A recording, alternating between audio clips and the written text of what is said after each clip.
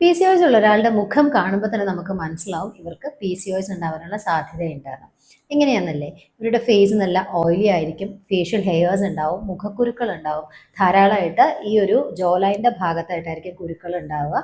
അതുപോലെ തന്നെ hair fall ഒക്കെ വന്ന് സ്കാൽപ്പൊക്കെ വിസിബിളായി തുടങ്ങിയിട്ടുണ്ടാവും, ചെറുതായിട്ട് ഹെയർ ലൈനൊക്കെ മേലോട്ട് കയറിയിട്ടുണ്ടാവും.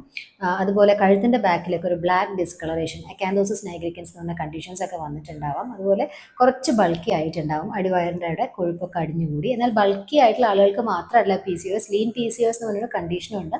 എന്നാലും പൊതുവേ കുറച്ച് ബൾക്കി ആയിട്ടുള്ള ആളുകളായിരിക്കാം. ഇതൊക്കെ കാണുമ്പോൾ തന്നെ നമുക്ക് മനസ്സിലാവും ഇവർക്ക് PCOS ഉണ്ട് എന്നുള്ളത്. എന്തുകൊണ്ടാണ് ഈ ഒരു കണ്ടീഷൻ എന്ന് പറഞ്ഞാൽ, ഇവർ ഇൻസുലിൻ റെസിസ്റ്റൻ്റ് ആയിരിക്കും. അതായത് ഇവരുടെ കോശങ്ങൾ ഇൻസുലിനോട് പ്രതികരിക്കുന്നില്ല.